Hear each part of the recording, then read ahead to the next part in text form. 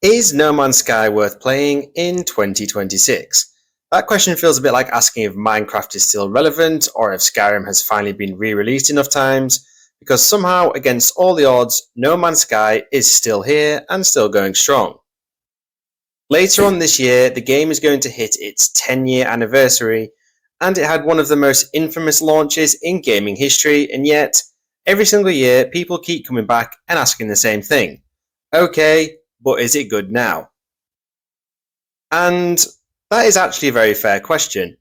In 2026, we've got live service games fighting for your attention, survival games that want your soul, and early access titles that have been almost finished for about 7 or 8 years. So, does a nearly 10-year-old space game still deserve your time? So today, I want to answer that properly. No nostalgia goggles, no launch drama recap for the 1000th time, just what No Man's Sky actually is in 2026. So we're going to talk about what it does well, where it still struggles, and whether Hello Games continuing to drop massive free updates every single year actually matters anymore. And by the end of the video, I'll be giving you my honest answer on whether No Man's Sky is worth playing or picking up for the first time in 2026. So without further ado, let's go ahead and get stuck in. Before we get into whether No Man's Sky is actually worth playing in 2026, we do need to answer a much more important question first, and that is, what actually is the current state of No Man's Sky? So, put it this way, if the last time you touched this game was 2, 3, or even 5 years ago, your mental image of it is probably wildly out of date. Because depending on when you last played the game, your idea of this game might range from anywhere from ambitious space simulator to that game I pre-ordered and try not to think about it anymore. The current version of No Man's Sky is probably best described as a massive space sandbox that politely refuses to tell you what you should be doing at any given moment. You start on a random planet, your ship is broken, as is tradition, and once you fix it, the game essentially shrugs and says, alright, the universe is that way, try not to die. And from there, you decide what kind of space person you want to be. You're able to explore endless amounts of planets, you can scan alien wildlife and name creatures things like Greg, even though they look like a biological mistake. You can become a space trader, hopping between systems, staring at menus, and convincing yourself that this time you've cracked the galactic economy. You can build bases on land, underwater, floating in the sky, or you can recreate a completely normal suburban home on a planet that rains acid, because apparently that's just human nature. Obviously, combat does exist in No Man's Sky, both on foot and in space, but it's never really been the main event in No Man's Sky. It's far more interested in vibes than reflexes, and this is a game where you'd stop mid-mission just because the sky or the scenery looks quite nice. I do that a lot. In the last 10 years, Hello Games have added an almost unreasonable number of different systems on top of the foundation.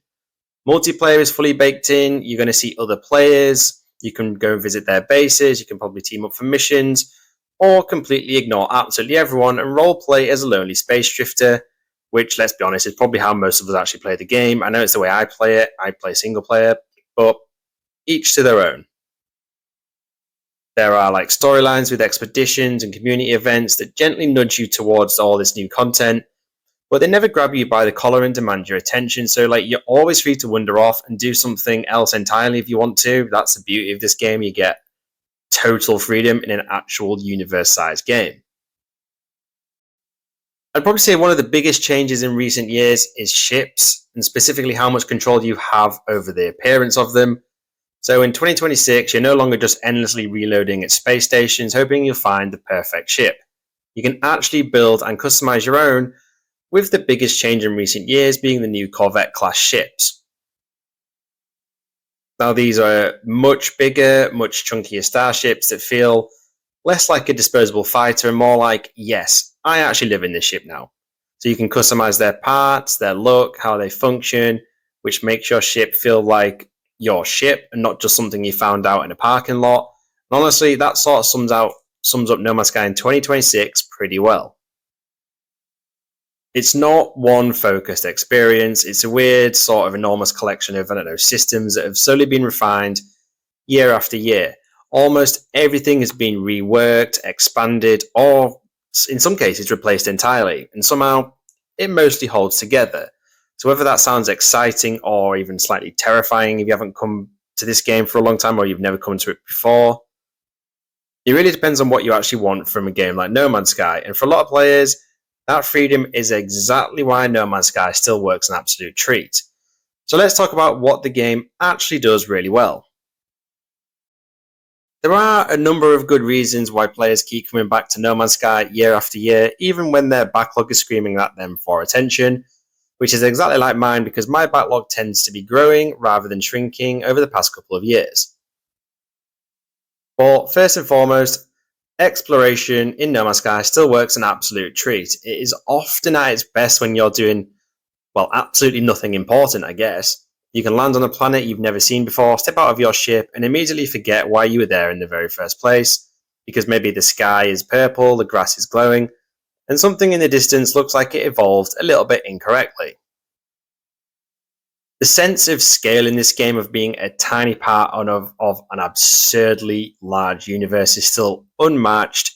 You can fly from space down through the atmosphere and land wherever the hell you want without a loading screen, and somehow that still hasn't gotten old, at least for me. Like, if you look at Starfield as another example of a space game, if you want to land on a planet, yep, loading screen. Want to head back out into space, loading screen. Want to fly to another part of the planet, loading screen. No Man's Sky is far, far bigger and doesn't require endless amounts of loading screens.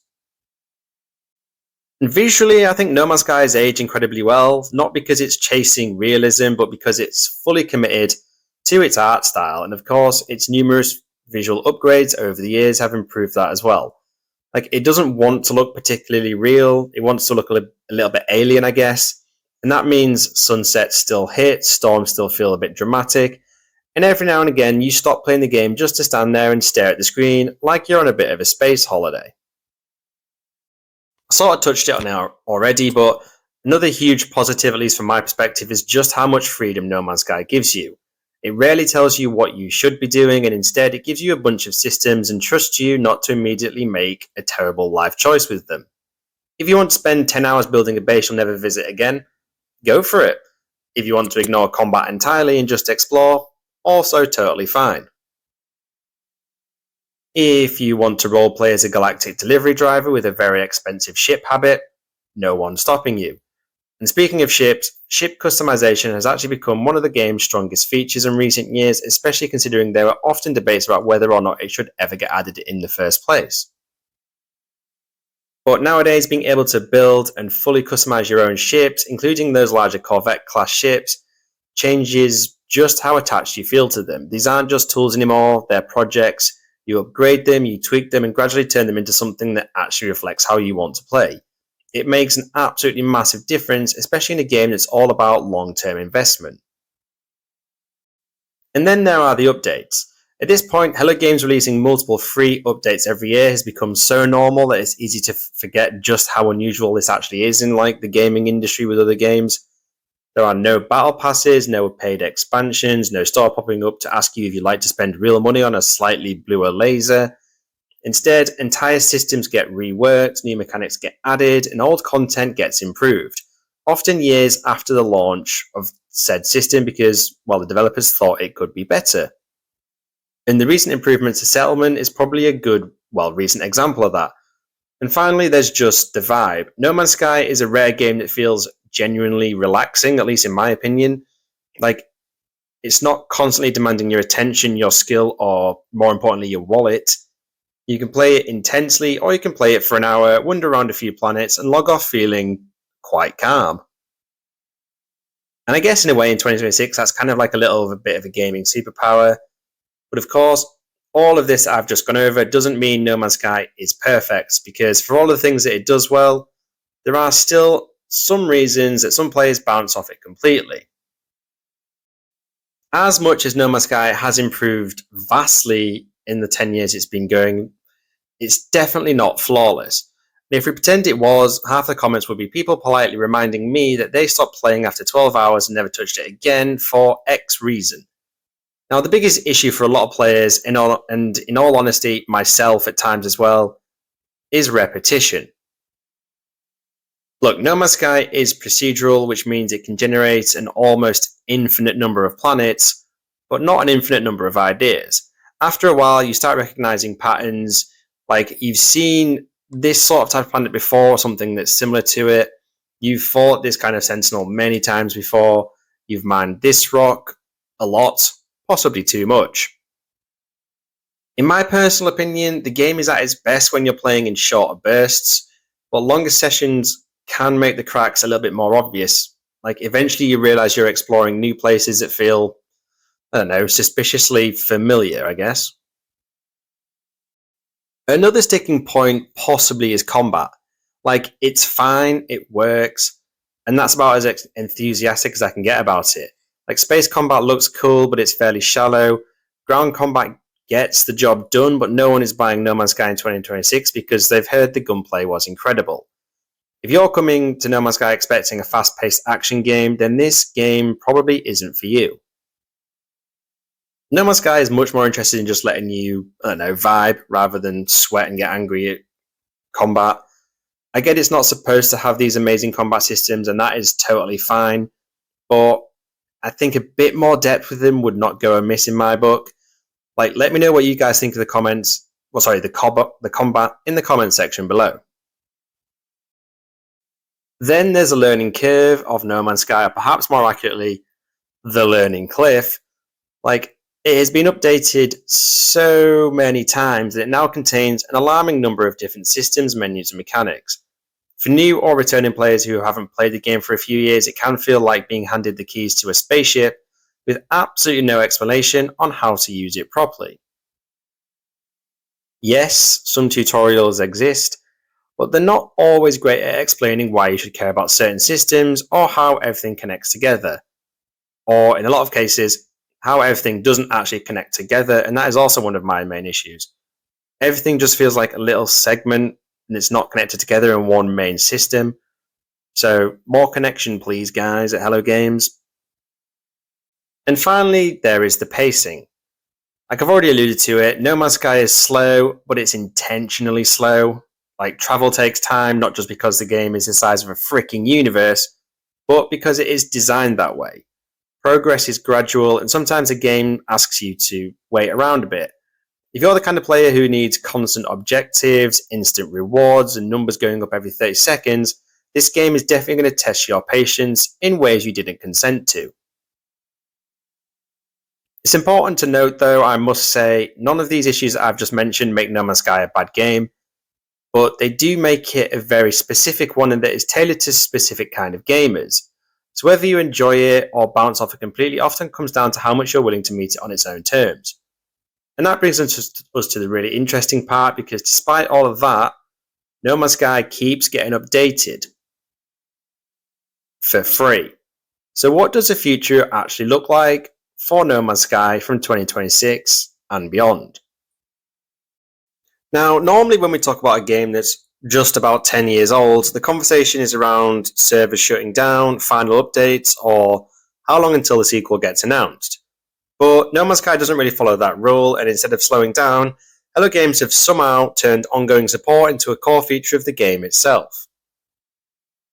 Every single year, without fail since the game is released, No Man's Sky receives multiple major updates, completely free by the way, and these don't just add new stuff, but they also actively rework existing systems. Settlements get improved, exploration gets tweaked, space stations change, ships get overhauled. Things you thought were done quietly get better while you weren't looking. Except for that damn space station override. Sean and Co, if you happen to be watching this, give us an actual use for that damn override. I beg you. Please, please, please. And with these updates, the important part here is that they aren't just content padding. These updates usually solve actual problems that players have had for years. There are quality of life improvements, better progression, more meaningful customization, things that most games would have charged you for by now. What's even stranger is, based on the rest of the gaming industry these days, is like, well, what isn't happening?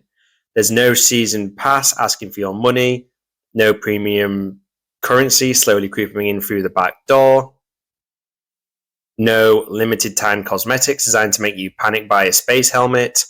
Hello Games could absolutely monetize this game more aggressively, and they just don't. And for that, I commend them because it's almost unheard of these days.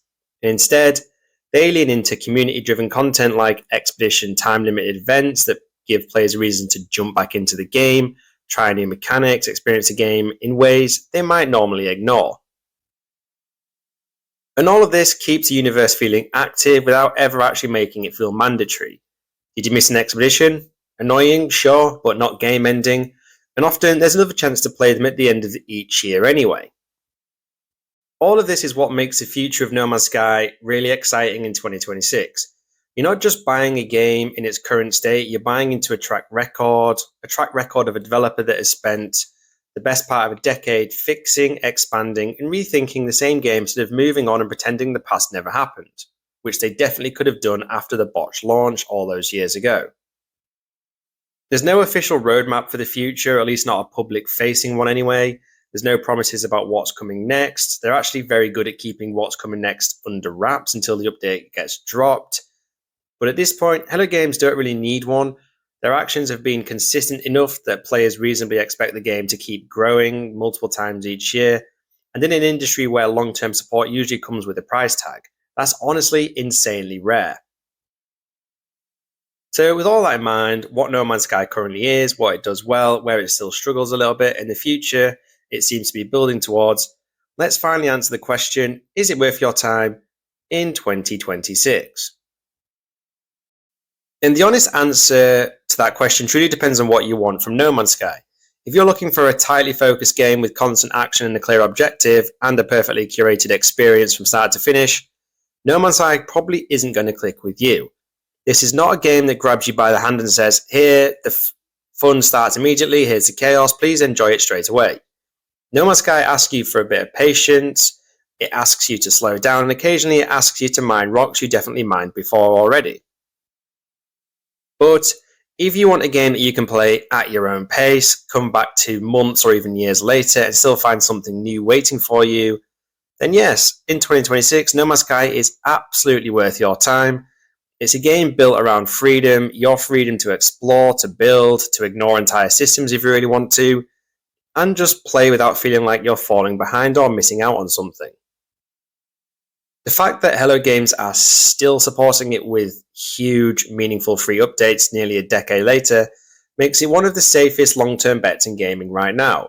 You're not buying into a trend, you're buying into a universe that keeps quietly getting better.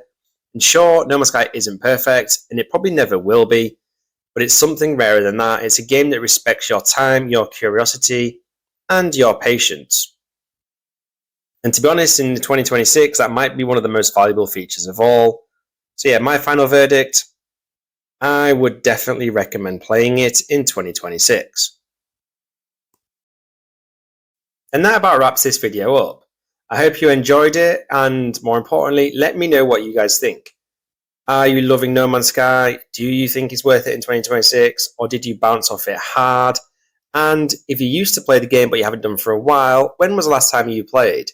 Because I bet the game has changed quite significantly if it's been at least a couple of years.